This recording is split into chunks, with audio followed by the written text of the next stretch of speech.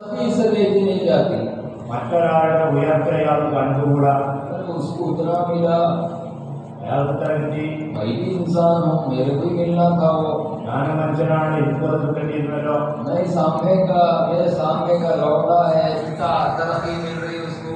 എന്റെ മുമ്പിലുള്ള ചെറുക്കനാണ്, ഓൻ എന്റെ അത്രയധികം അഭിവൃദ്ധി അങ്ങനെ കിട്ടി. ऐसा है या नहीं है? അങ്ങനൊക്കെ കാണപ്പെടുന്നില്ലേ? अभी हमारे हाल अहवाल के सामने, हमारी नजरों के सामने क्या बात चल रही है। सामने का बच्चा, इतने लोग उसके पीछे पड़ रहे हैं, मेरे पीछे कोई भी नहीं। ये है या नहीं है? നമ്മുടെ മുമ്പത്തെ ചർച്ച നടന്നുകൊണ്ടിരിക്കുന്ന പ്രധാന ചർച്ച എന്താണ്? നമ്മുടെ മുമ്പിലുള്ള ഒരു കുട്ടിയാണ്, ഇയാളെ പിന്നാലെ എത്ര അധികം ആളുകൾ, നമ്മൾ ഇത്രയും പഴക്കണ്ടായിട്ടുള്ള ആളായി നമ്മളപ്പോൾ ആരും വരുന്നില്ല. ये मेरी या किसी और की खूबी नहीं, अल्लाह का फजल है।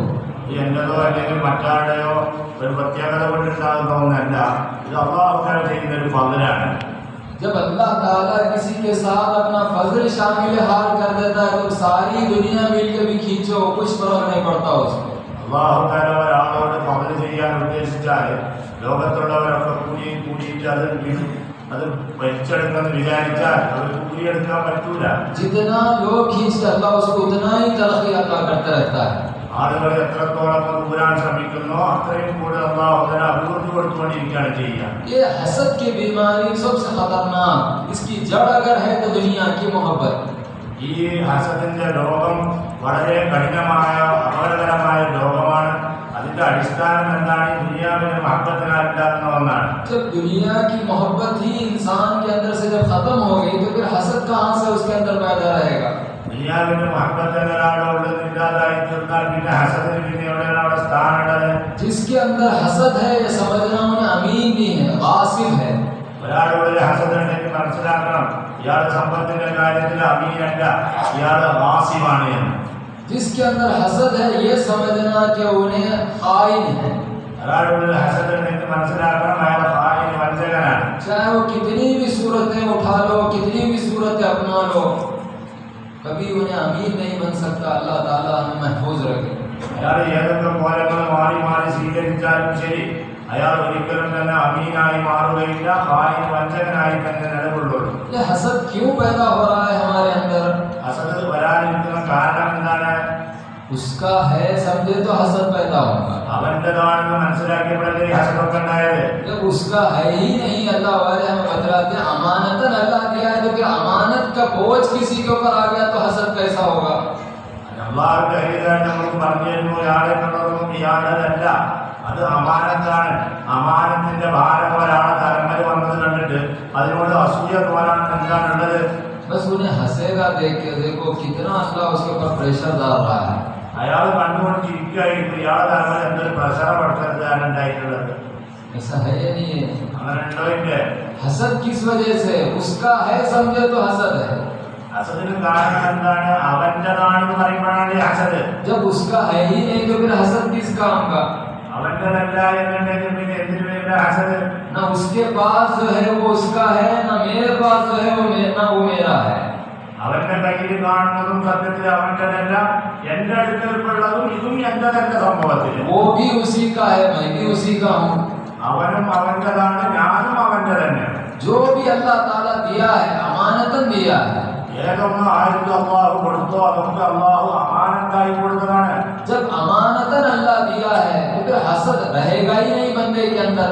അള്ളാഹു താല ഇങ്ങനെ അമാനത്തായി നൽകിയതാണെന്ന് വന്നാൽ പിന്നെ ഈ അടിമയ്ക്കുള്ള ഹസദ് വരിക എന്നുള്ള രൂപം തന്നെ ഇല്ല. अल्लाह ताला ये बीमारी को भी हमारे अंदर से दूर करने की हमें तौफीक अता फरमाए। ഈ രോഗത്തെ കൂടി നമ്മുടെ ഉള്ളിൽ നിന്ന് ഇല്ലായ്മ ചെയ്യാൻ അള്ളാഹു തൗഫീഖ് ചെയ്യട്ടെ. फिर उसी के साथ साथ वो बखील भी नहीं बनेगा। അതുപോലെ തന്നെ ഇയാള് ബഖീലുമാകൂല. जब हसद चले जाएगा तो बखालत भी उसके अंदर से निकल जाएगी। ഹസദ് പോയതുപോലെ തന്നെ ബഖാലത്ത് എന്ന് പറഞ്ഞാൽ നിഷ്കത്തരവും ഇയാളുടെ പോകും. बखील के बारे में सरकार दो आलम सल्लल्लाहु अलैहि वसल्लम क्या इरशाद फरमान? अल बखीलु अदुव्वुल्लाह। ഈ ബഖീൽ നിഷ്കൻ ലുബ്ധനെ സംബന്ധിച്ച് റസൂലുള്ളാഹി സ്വല്ലല്ലാഹു അലൈഹി വസല്ലം പറഞ്ഞതാണ്, അൽ ബഖീലു അദുവ്വുല്ലാഹ്. बखील कौन? अल्लाह का दुश्मन। ബഖീൽ ആരാണ്? നിഷ്കൻ ആരാണ്? അല്ലാഹുവിന്റെ ശത്രുവാണെന്ന് പറയുന്നത്. दुश्मन बनना है या दोस्त बनना है? നമുക്കിപ്പോ ശത്രുവാണോ ആകാനുള്ളത്, അതല്ലാതെ മിത്രമാണോ ആകാനുള്ളത്? बोलिए। അറിയോ? अल्लाह का कोई दुश्मन बन गया तो रसूलुल्लाह की नजरों में कोई अहमियत नहीं है उसकी। ഒരാൾ അള്ളാഹുവിന്റെ ശത്രുവായി കഴിഞ്ഞാൽ അള്ളാഹുവിന്റെ റസൂലിന്റെ കാഴ്ചപ്പാട് അയാൾക്കൊരു പ്രസക്തിയില്ല, അത് സ്ഥാനമില്ല. अल्लाह ताला ये बीमारियों से हमारी हिफाजत फरमाए। അള്ളാഹു തന്നെ രോഗങ്ങളെ തൊട്ടൊക്കെ നമ്മളെ കാക്കട്ടെ. ये बीमारियों से बंदा कब बचेगा? ഈ രോഗങ്ങളിൽ നിന്നൊക്കെ ഒരു മനുഷ്യൻ എപ്പോഴാണ് രക്ഷപ്പെടുക? आसार का हमारे अंदर हाल और शोर पैदा होना, ആസാറിന്റെ ഈ പറയപ്പെട്ട ആരും ശുഭരും നമ്മുടെ ഉള്ളിൽ കുറയണം. इसकी तफसील तो बहुत है, खुलासा करते हुए हम आगे बढ़ेंगे। अल्लाह ताला हमें इसकी तफसील भी सुनने की तौफीक अता फरमाए। ഈ പറയുന്ന ഓരോന്നിനും വളരെയേറെ വിശദീകരണം അറിയിക്കുന്ന ഒന്നാണ്. നമ്മുടെ സമയം കുറവായതുകൊണ്ട് ചുരുക്കത്തിൽ പറഞ്ഞ് മുന്നോട്ട് പോകാൻ അള്ളാഹുവിന്റെ വിശദമായ നിലത്തിലൊക്കെ മനസ്സിലാക്കാൻ നമുക്ക് തൗഫീഖ് ചെയ്യട്ടെ. अगर हम अमीन हैं, നമ്മൾ അമീനാണെങ്കിൽ आप मुहासबा करे होंगे 2 दिन से, मैं अमीन हूँ या खाइन हूँ। 5 ദിവസമായിട്ട് നിങ്ങൾ സ്വയത്തിനെ കുറിച്ച് ആത്മപരിശോധന നടത്തുന്നുണ്ടാകാം. ഞാൻ അമീനാണോ അതല്ല ഹായിനാണോ? क्या क्या रिजल्ट निकला? എന്താണ് റിസൾട്ട് മനസ്സിലായത്? अभी तक का क्या रिजल्ट है? ഇതുവരെയുള്ള റിസൾട്ട് എന്താണ്? बोलिए। അതെ,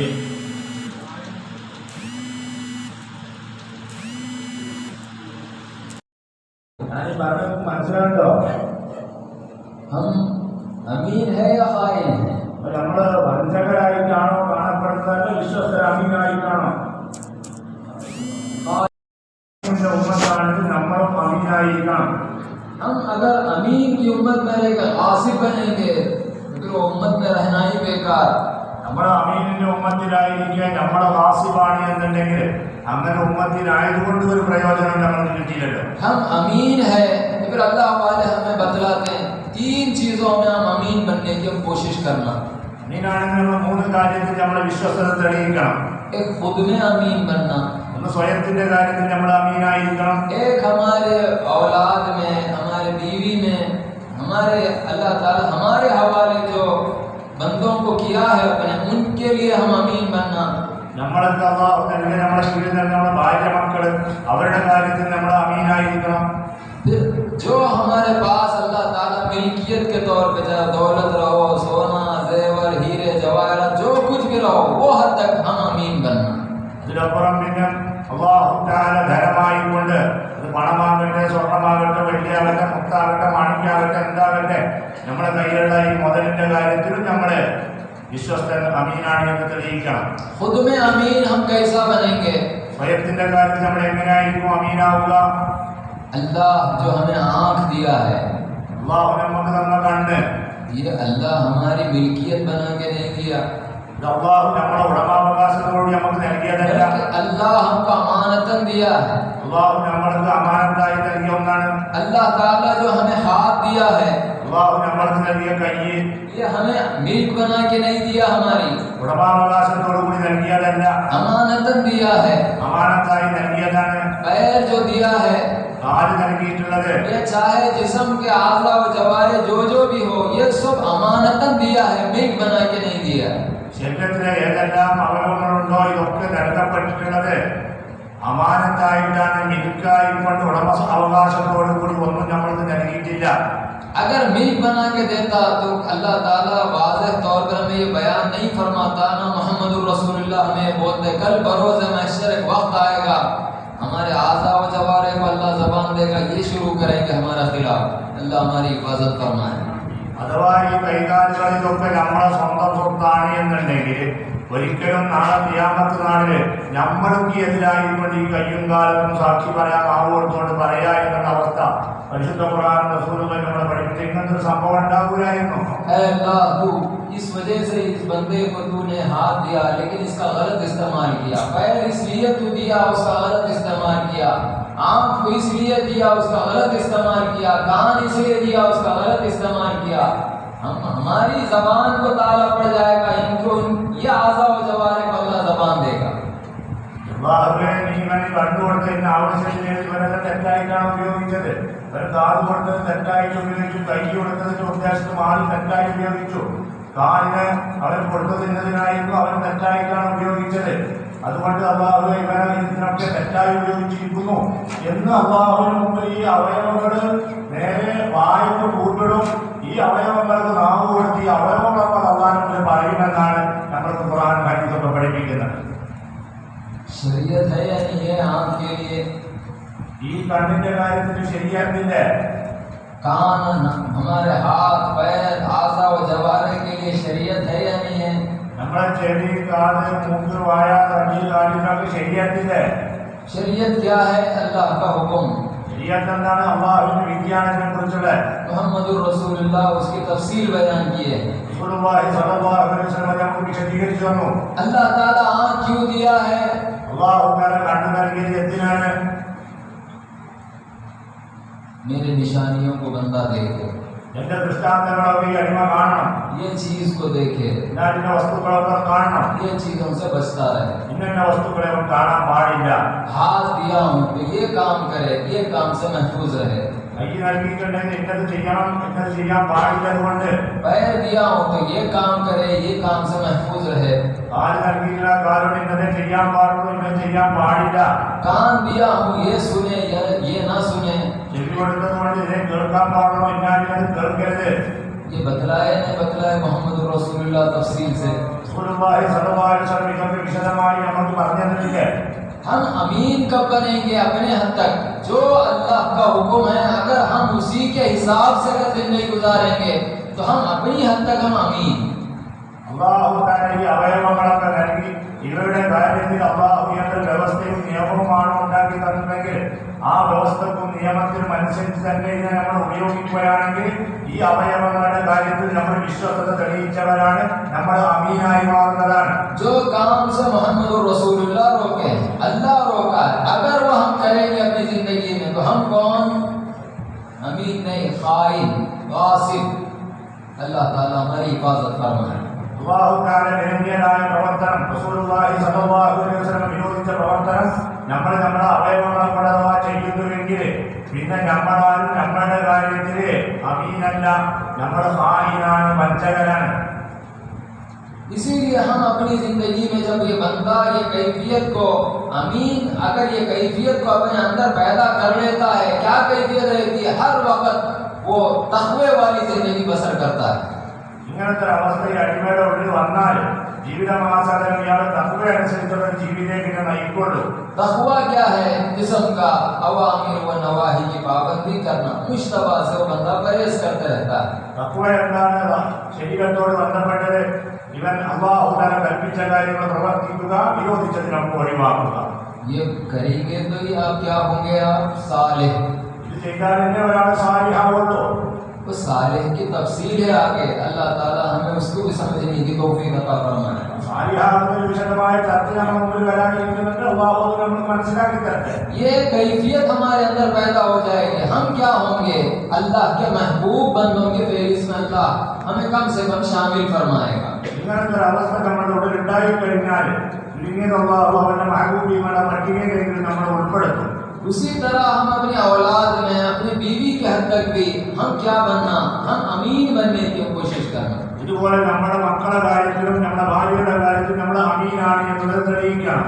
अल्लाह ताला हमको जो हुक्म दिया है हमारी बीवी की हद तक, हमारी औलाद की हद तक, हमारे माँ बाप की हद तक, अगर हम उनके हुकूक को अगर पूरा करेंगे, अल्लाह के मंशा के हिसाब से अगर हम रहेंगे, हम उसमें भी अल्लाह हमको अमीन बना देगा।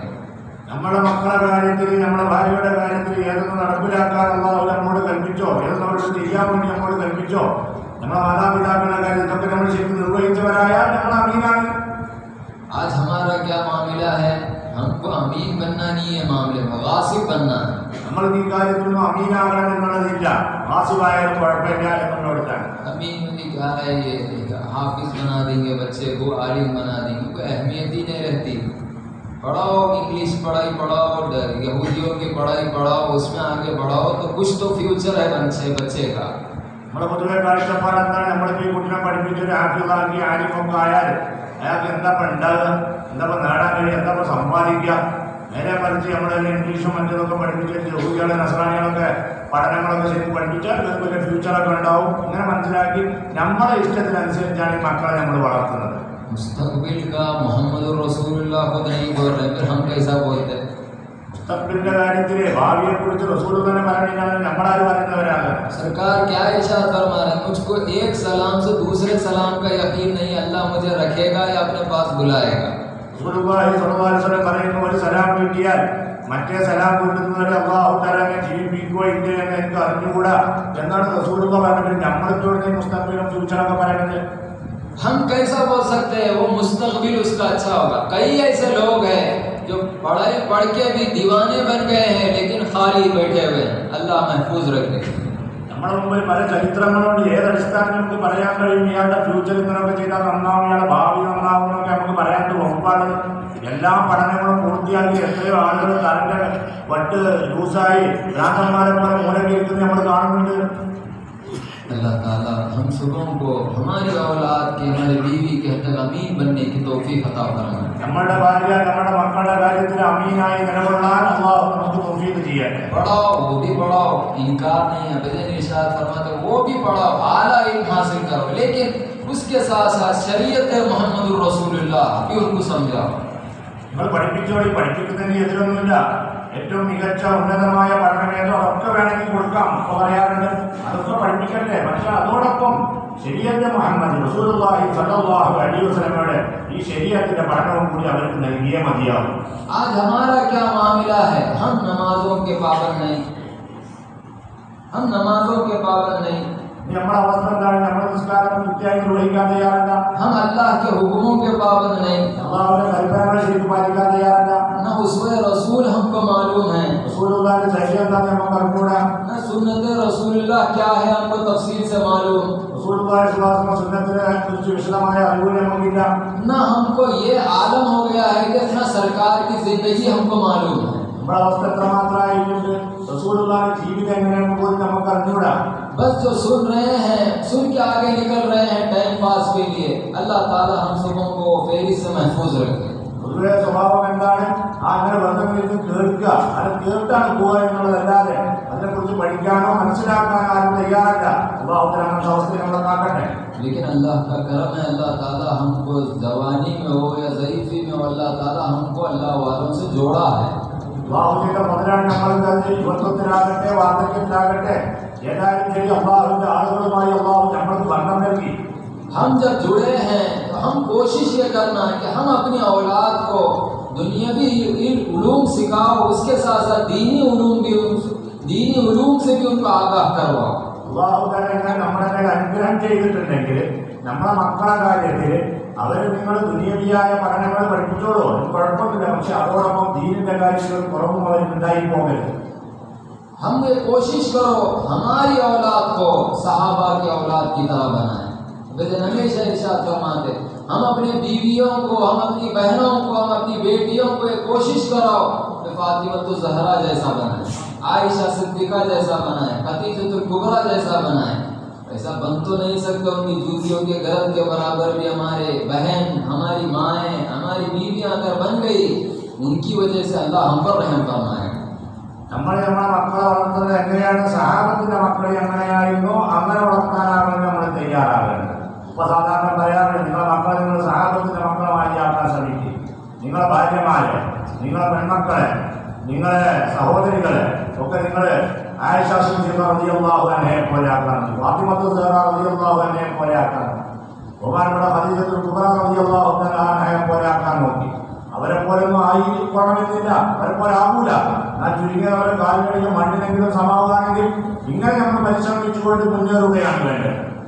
देखो क्या कैफियत है वो सहाबा सहाबियात रिज़वानुल्लाहि तआला अलैहिम अजमईन की।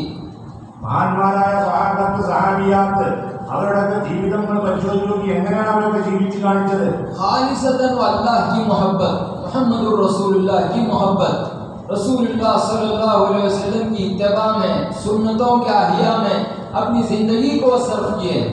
അവർ ഖാലിസായ നിലക്ക് റസൂലുള്ളാഹി സ്വല്ലല്ലാഹു അലൈഹി വസല്ലം മുഹബ്ബത്തിൽ, അല്ലാഹുവിന്റെ മുഹബ്ബത്തിൽ റസൂലുള്ളാഹിന്റെ സുന്നത്തുകളെ ജീവിപ്പിക്കുക എന്നുള്ള ഏക ലക്ഷ്യത്തിലായി അവരുടെ ജീവിതങ്ങൾ തന്നെ ഒഴിഞ്ഞു വെച്ചവരായിരുന്നവരൊക്കെ वो मुअज़्ज़ज़ और मुमताज हुए किस वजह से? निस्बते मोहम्मदुर रसूलुल्लाह। और हम तर्क हुआ, आज हम ज़लील और रुस्वा क्यों हो रहे हैं आज हम अपने ज़माने में? वजह यही है कि हम वो उसवे को छोड़ दिए। റസൂലുള്ളാഹി സ്വല്ലല്ലാഹു അലൈഹി വസല്ലമയുടെ മാതൃകയെ പിൻപറ്റിക്കൊണ്ട് ലോകത്ത് ഏറ്റവും ഉന്നതരും അഭിമാനമുള്ളവരുമായി അംഗീകരിക്കപ്പെട്ടു. ഇന്ന് നമ്മൾ ലോകത്ത് ഏറ്റവും നിന്ദരും തിരസ്കരിക്കപ്പെട്ടവരുമായി മാറിയിരിക്കുകയാണ്. എന്തിന്റെ പേരിൽ? ആ റസൂലുള്ളാഹിന്റെ ഉസ്വയെ നമ്മൾ മാറ്റി നിർത്തിയതിനാണ്. देखो आज हमारा क्या मामला है, हम सरकार दो आलम सल्लल्लाहु अलैहि वसल्लम का इरशाद है, जब निकाह तुम करो, जब तुम निकाह करो तो दीनदार को तरजीह दो। ബഹുമാനപ്പെട്ട റസൂലുള്ളാഹി സ്വല്ലല്ലാഹു അലൈഹി വസല്ലം പറഞ്ഞു, നിങ്ങൾ അഥവാ നിക്കാഹ് ചെയ്യുകയാണെങ്കിൽ ദീനുള്ളവരെ നിങ്ങൾ മുൻഗണന നൽകി. നാം റസൂലുള്ളാഹിന്റെ വാക്ക്. फिर और आगे शर्त भी मोहम्मद रसूलुल्लाह बतलाए, खानदानी हो, दौलत हो, ये सब चीज़ों को रसूलुल्लाह कई निशानियों को बतलाए। കൂടാതെ അല്ലാഹുവിന്റെ റസൂല് അയാൾ കുടുംബമായി വന്നവരാകട്ടെ, സൗന്ദര്യമുള്ളവരാകട്ടെ, നല്ല ഗുണങ്ങളൊക്കെ പറഞ്ഞിട്ടുണ്ട്.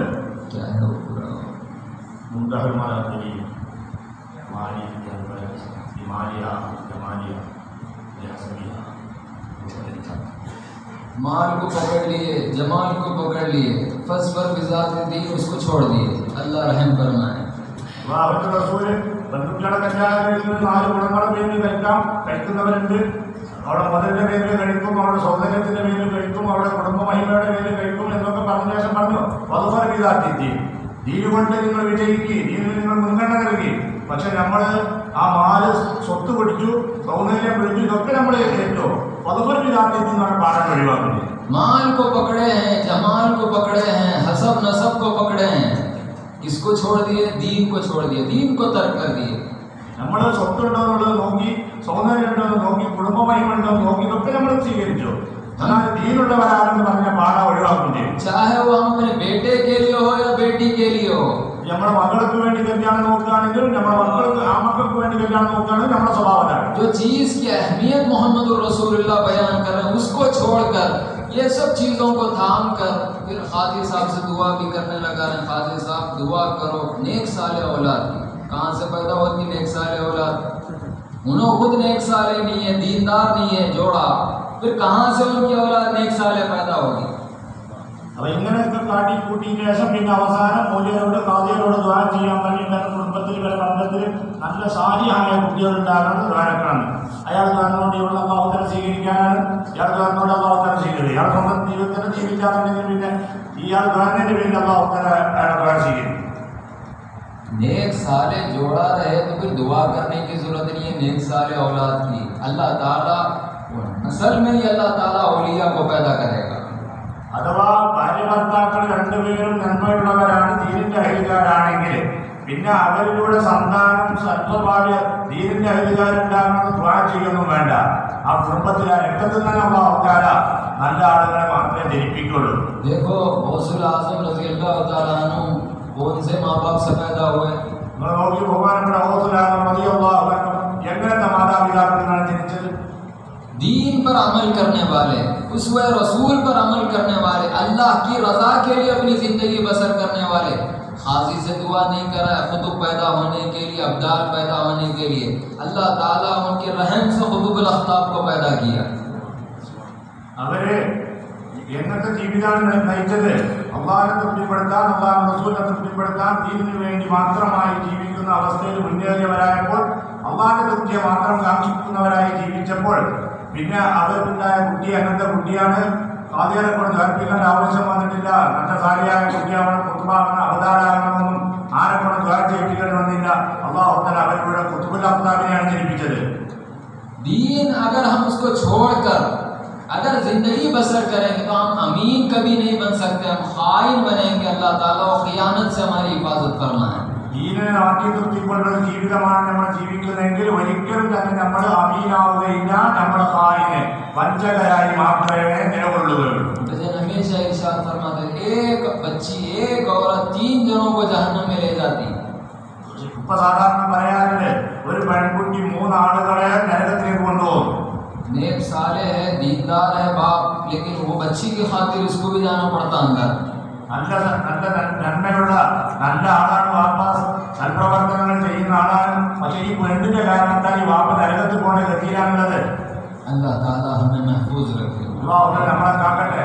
हम अपनी औलाद को, हम अपनी बीवियों को अगर हम दीनदार अगर बनाएंगे, मोहम्मद रसूलुल्लाह के उसवे के तहत अगर हम उनको तरजीह देते रहेंगे, शरीयत मुतहरा पर अमल करने को उनको पाबंद करते जाएंगे, इतना करते जाओ, सिर्फ इतना हमारा हक है, इतना हम करो।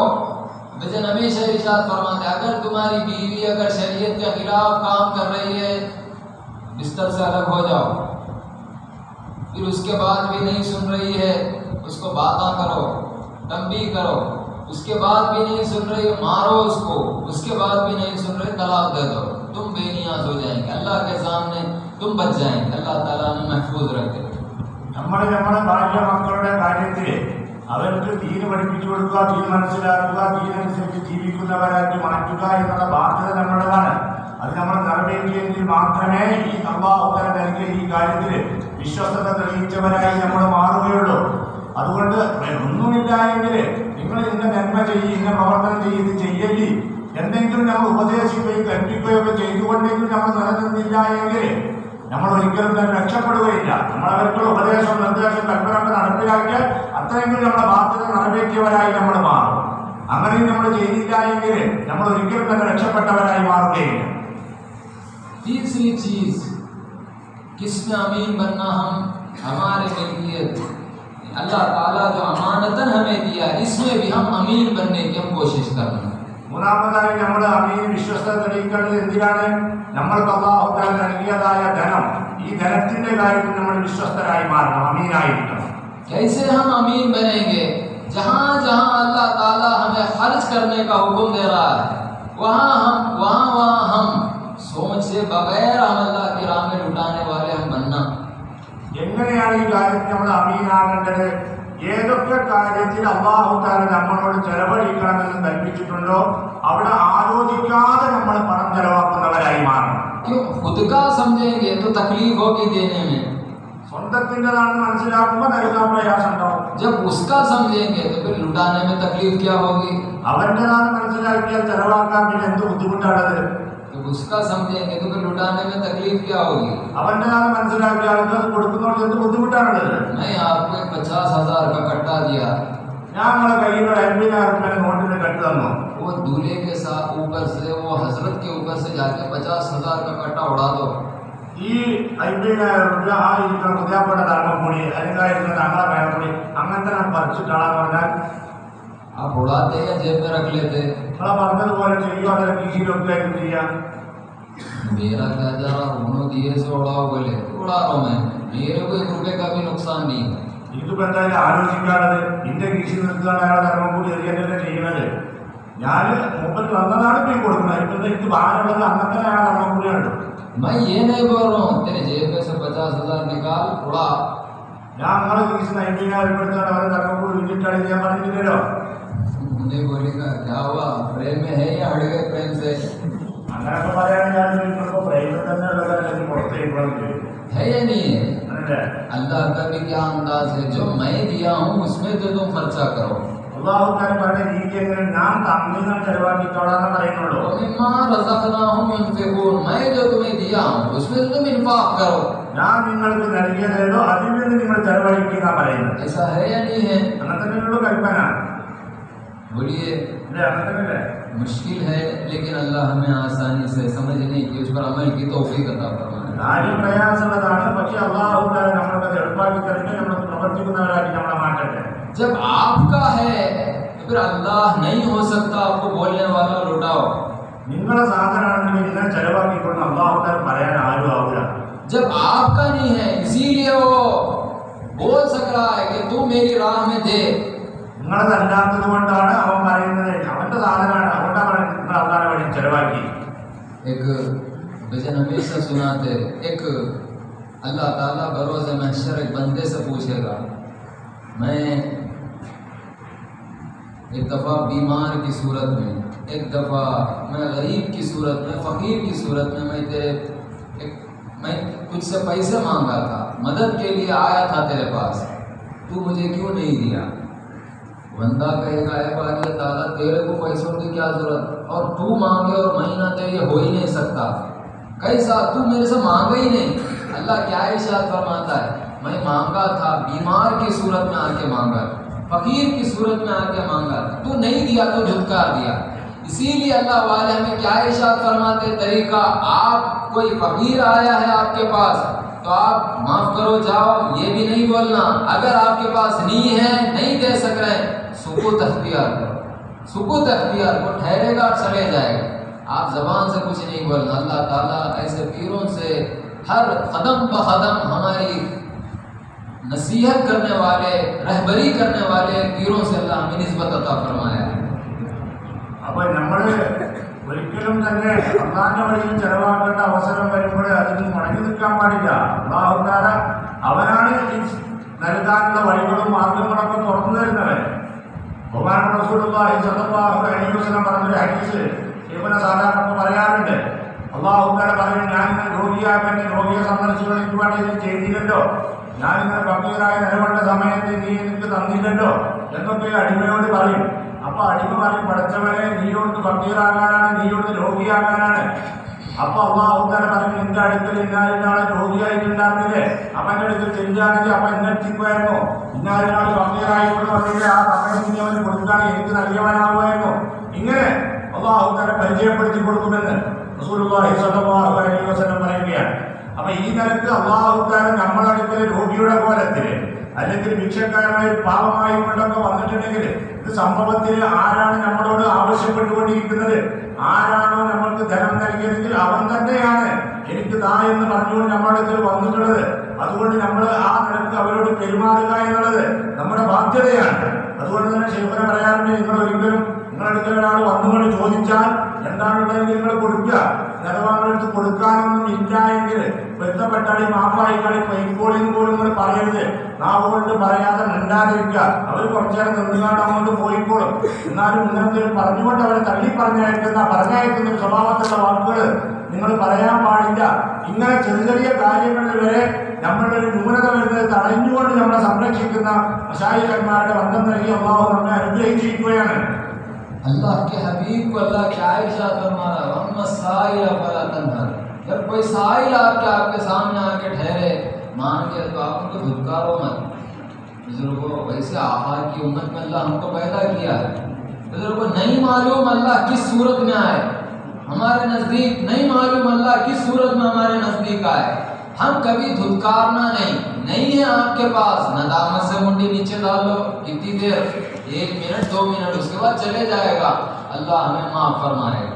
അല്ലാഹു തആലയുടെ ഹബീബായ റസൂലുള്ളാഹി സ്വല്ലല്ലാഹു അലൈഹി വസല്ലം മുഹമ്മദ് സായിയ ഫലാ തൻഹർ, നിങ്ങളുടെ അടുത്ത് യാചന ചോദിക്കുന്ന ആൾ വന്നാൽ അവരെ തള്ളി പറയരുത്, അവരെ ആട്ടി പറഞ്ഞയക്കരുത്, അവർ ഓരോരുത്തരോട് പറയരുത് എന്ന് അല്ലാഹുവിന്റെ റസൂലിനോട് അല്ലാഹു തആല പറയാണ്.